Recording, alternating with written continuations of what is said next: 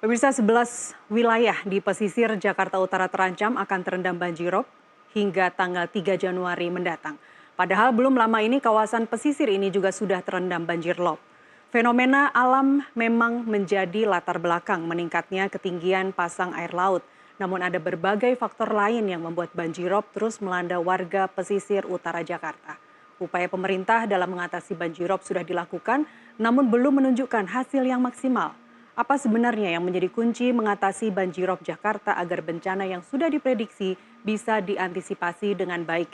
Kami akan membahasnya bersama sejumlah narasumber. Ada Kepala Pusat Data Informasi Kebencanaan BPBD Jakarta, Muhammad Yohan, yang sudah hadir di studio. Kemudian juga ada pakar tata kota Yayat Supriyatna serta senior forecaster BMKG Muhammad Hakiki yang bergabung melalui sambungan Zoom. Saya langsung saja sapa Pak Yohan. Terima kasih sudah hadir di studio. Kang Yayat, Pak Hakiki, selamat sore. Baik, selamat sore. Selamat sore, Mbak. Baik. Kita akan, saya ingin mulai dulu dengan Pak Yohan. Pak Yohan, saya ingin tanya dulu banjir yang di Muara Angke, Pluit. Hingga siang tadi, baru mulainya kemarin, hingga siang tadi masih terpantau genangannya 15-30 cm. Sore ini kabarnya seperti apa, Pak? Tadi jam 3 sudah surut semua ya, tidak ada genangan di wilayah Jakarta. Di wilayah Jakarta, Ya. terkhususnya yang di Muara Angke. Khususnya di Muara Angke, karena yang terpantau ini memang kami sudah prediksi akan terjadi banjir rob, itu berdasarkan analisa dari BMKG ya. Prediksinya sampai tanggal 3 Januari ini potensi untuk terjadinya rob cukup tinggi ya. Baik. Karena ada fenomena bulan baru ya, jadi itu mempengaruhi pasang surut air laut. Baik, tapi apakah ini mungkin karena seharian kita Jakarta tidak hujan ya Pak Yohan? Apa yang terjadi kalau misalnya hari ini sejak pagi di Muara Angke khususnya di Pluit itu masih hujan? Sebetulnya relasinya kurang ini ya untuk rob ya, untuk fenomena rob. Rob itu lebih dipengaruhi oleh pergerakan bulan ya. Apalagi ini ada fenomena bulan baru, ini mengakibatkan pasang surut air laut yang umumnya itu terjadi di pagi hari ya. Biasanya di wilayah tersebut itu air mulai naik sekitar pukul 8, 9 sampai puncaknya itu sekitar pertengahan hari atau jam 11. Itu menjelang pergantian bulan baru? Enggak, itu kejadian robnya. Pagi hari itu airnya mulai jam 8, jam 9 itu naik terus sampai nanti titik puncaknya antara jam 11 sampai jam 12 siang. Setelah itu surut. Sehingga selama ini banyak yang mempertanyakan pengungsiannya kemana? Warga itu lebih memilih untuk stay di tempat tinggalnya masing-masing. Mereka milih stay bukan berarti mereka menyerah pada keadaan kan Pak? Bukan, mereka juga sudah cukup terinformasikan dengan baik ya. Kalau saya kesana itu diskusi-diskusi sama mereka, bahkan mereka ada pemikiran ini kalau misalnya nanti apa yang dilakukan oleh Pemprov Jakarta dengan pemerintah pusat itu yang sedang mengerjakan NCICD, ini kalau semuanya sudah selesai ini bisa teratasi. Ini pemikiran mereka ya. Itu Jadi, kapan Pak targetnya? Ini masih dalam proses penjajakan kan. Kami juga sekarang terus mengerjakan ya itu proses pembangunan NCICD ya dari Dinas Sumber Daya Air khususnya gitu. Dan bukan hanya itu saja, banyak pembangunan sarana dan prasarana maupun infrastruktur untuk menangani potensi-potensi genangan atau potensi banjir yang sudah dikerjakan oleh Pemprov Jakarta ya, khususnya oleh Dinas Sumber Daya Air. Itu sudah banyak sekali yang dilakukan.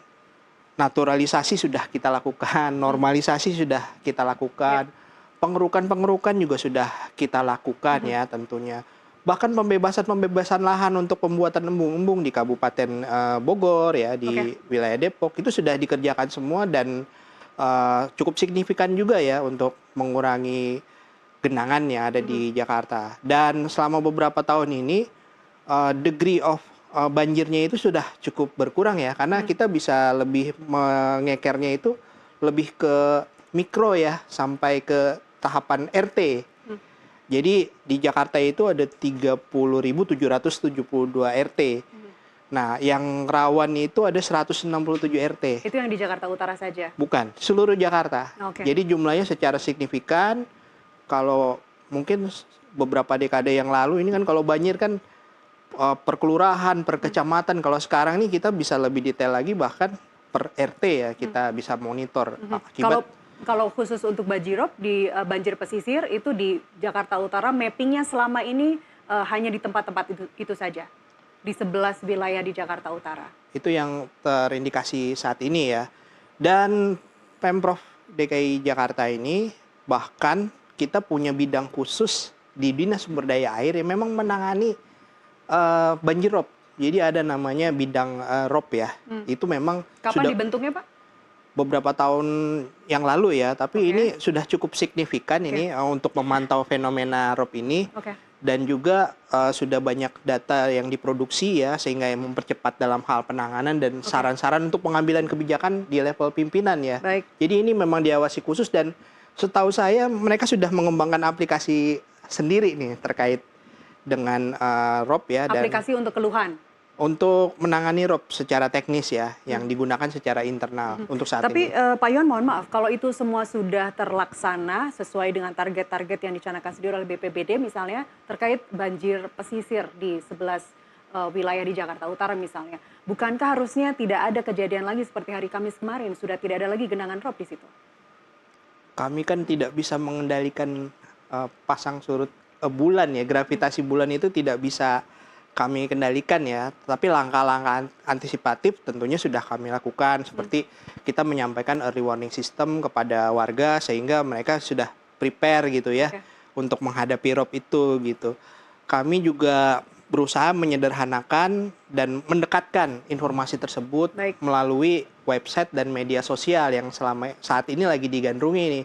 Kita sederhanakan supaya semua usia bisa memahami, kita bikin infografis yang lebih mudah dipahami dan lebih mudah cepat dibaca oleh dibaca orang ya. tua misalnya ya. Baik. Betul ya. Saya ke Kang Yayat. Kang Yayat langsung saja, antisipasi yang sudah dilaksanakan oleh BPBD yang barusan disampaikan oleh Pak Yohan, apakah sudah cukup? Harmony with water. Gimana Jadi Kang Yayat? berdamai dengan living harmony with water. Jadi berdamai dengan air. Oke. Jadi pilihannya tidak ada. Saya pernah tinggal di Tanjung Priok tahun 80-an, tapi bukan menetap ya. Saya pernah mengalami bagaimana implikasi ROP itu yang mempengaruhi kebiasaan kita. Memang tidak nyaman. Cuman yang menjadi pertanyaan, ini sampai kapan? Karena bagi warga yang tinggal di sana, itu siklus dalam 2 bulanan sering terjadi ketika purnama. Nah, yang menarik adalah yang mungkin terlupakan, sebetulnya ketika pasang laut terjadi, itu sebetulnya di wilayah pesisir utara Jakarta itu ada namanya ruang parkir air. Ruang parkir air itulah sebetulnya air menunggu sampai laut surut, kemudian dia mengalir. Nah, yang jadi masalah kan tempat parkir air itu sekarang tempat parkir manusia. Jadi ini kan konflik antara tata ruang air dengan tata ruang manusianya. Nah, sekarang yang menjadi pertanyaan, tadi sudah dipetakan ada 11 wilayah ya kecamatan yang punya kecamatan yang punya potensi tergenang. Nah, pertanyaannya mitigasi bagaimana? Saya kan ada kadang-kadang suka bertanya, kenapa di PIK nggak ada kena ROP misalnya? PIK itu kan menarik. Dia tahu dia membangun satu pemukiman besar, tapi dia membangun sistem poldernya.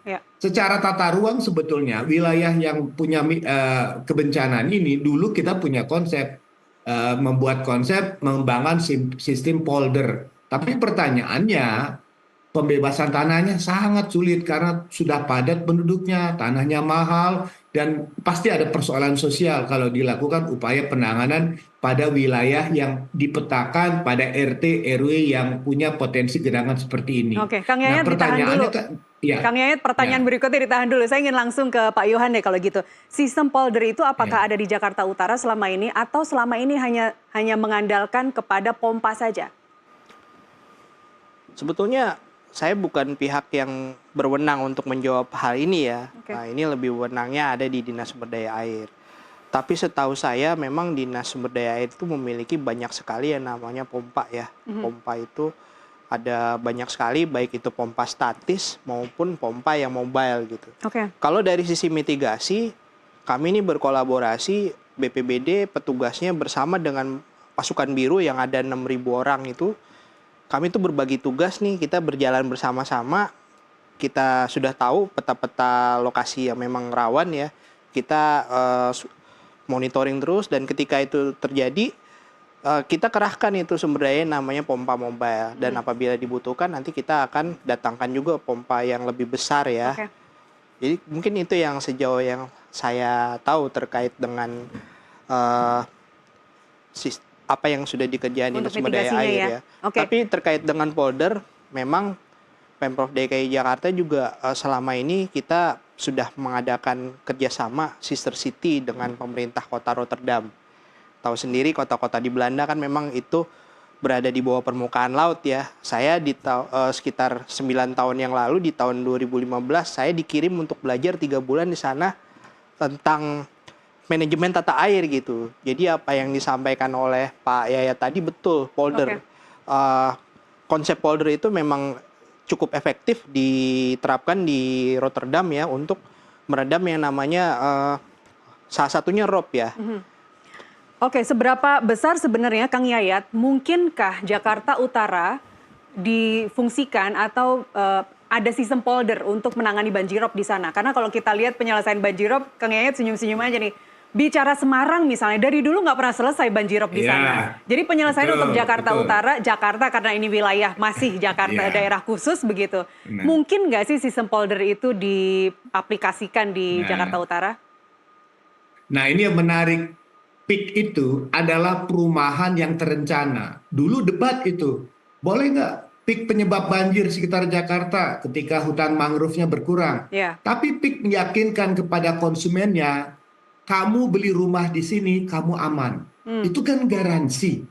Pertanyaannya, mengapa PIK berani menjual rumah di pesisir, kemudian memberikan garansi Anda aman?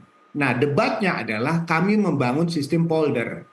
Nah, sekarang kalau kita mengacu kepada konsep tanggul, sebetulnya seberapa besar kalau yang terjadi adalah persoalan air yang masuk ke daratan? Seberapa besar kapasitas menampungnya? Nah, sebetulnya Pemprov DKI sudah dibantu oleh PU ya, bukan PUPR. Itu ada namanya rumah pompa air yang ada di Ancol. Itu sebetulnya bisa berfungsi kalau terjadi banjir besar. Nah, sekarang yang menjadi tantangan adalah bagaimana caranya kawasan-kawasan yang sudah sering berhadapan dengan rob ini memitigasinya. Memang ada pertimbangan, pernah ada kajian. Kawasan yang termitigasi itu meninggikan fondasi rumahnya, dia menimbun dan sebagainya. Tapi pertanyaannya, berapa besar kemampuan warga untuk melakukan itu? Atau yang kedua, membatasi izin atau kegiatan. Tapi yang menjadi pertanyaan, siapa yang bisa mengendalikan tumbuh kembangnya permukiman di kawasan tersebut? Jadi sebetulnya yang paling penting adalah bagaimana persoalan semacam early warning-nya. Tapi mereka sebetulnya udah biasa, saya lihat happy-happy saja. Tapi yang menjadi catatan adalah implikasinya. Jangan sampai melumpuhkan produktivitas. Belajar dari kasus Semarang lah. Semarang itu begitu besar banjirnya, udah efektif makin lama makin terendam dan terjadi perpindahan kegiatan. Yang menjadi catatan kalau menurut saya di sini adalah rob di sini berapa lama? Seminggu, 2 minggu. Nah, selama rob itu bagaimana aktivitas sekolah, bekerja, dan sebagainya. Dan tidak pernah kita perhitung adalah berapa kerugian yang mereka terima selama persoalan ini tidak pernah diselesaikan. Jadi banjirnya ada, kerugiannya nggak pernah kita hitung gitu. Iya. Kapan mau dihitung kerugiannya Pak Yohan? Ya sebetulnya kita sudah mengkalkulasi juga kalau di BPBD ini kami punya yang namanya Jitu Pasna. Jadi tapi mungkin belum sebesar kajian ROP ya. Kita masih baru bencana-bencana yang skalanya kebakaran yang lebih terukur lah. Kalau untuk banjir ini bukan perkara yang mudah Pak Yayat ya untuk menghitungnya, karena dimensinya luas dan itu tergantung dari persepsi juga. Tadi kan Pak Yayat bilang ya yang ngalamin ngerasa happy-happy aja, berarti bisa terlihat mungkin nggak merasa dirugikan kan. Jadi variabel penghitungannya cukup besar ya kalau, tapi kita sudah mulai mitigasi bencana itu di bidang mitigasi bencana itu pencatatan pasca bencana itu sudah kita rintis tuh dengan adanya Jitu Pasna. Sebenarnya yang happy-happy yang dilihat Kang Yayat itu yang anak kecil pada mainan, prosotan, happy-happy. Tapi kalau kita beberapa rekan kami jurnalis NTV juga mewawancara korban begitu ya, warga di sana khususnya yang lansia, mereka udah menderita gatal-gatal, ispa dan itu yang mesti diperhatikan begitu. Karena selalu lansia menjadi kelompok yang terpinggirkan Betul. di sini. Saya ingin ke BMKG, ke Pak Hakiki. Early warning systemnya sebenarnya seperti apa Pak Hakiki selama ini? Terkhusus kalau kita bicara banjir pesisir atau banjirop setiap 2 bulanan, peran BMKG di mana akhirnya? Ya, terima kasih, Mbak. Peran BMKG adalah memberikan informasi cuaca tinggi gelombang, khususnya potensi banjirop, di mana ketika adanya banjirop kami biasanya akan mendeklar press release melalui kanal kami dan beberapa stakeholder akan menerima.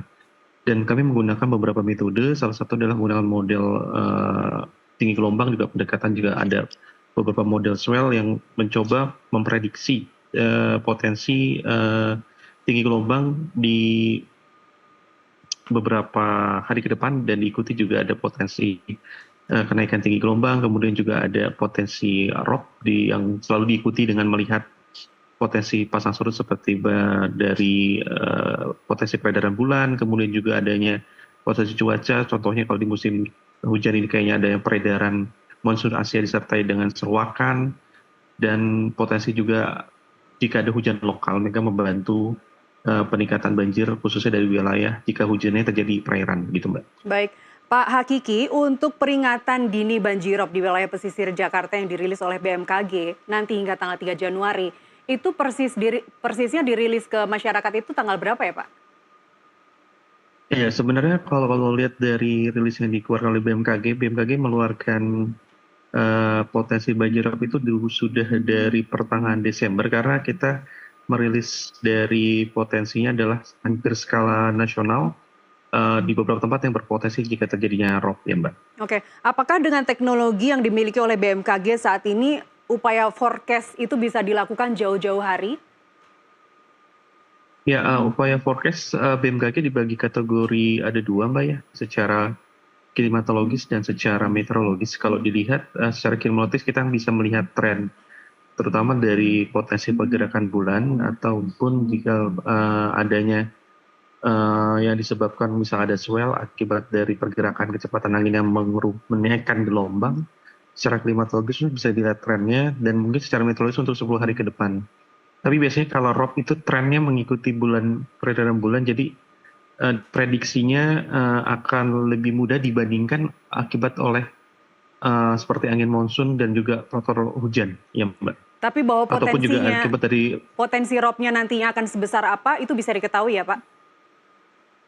Untuk prediksinya sampai saat ini sudah bisa diprediksi, tapi untuk besar dan skalanya mungkin yang agak sulit ya Mbak ya, karena kita tahu tadi Pak Yayat bilang memang, dan maaf yang dari BPBD juga statement bahwa mungkin kalau udah banjir ini ukurannya juga dimensinya berbeda ya.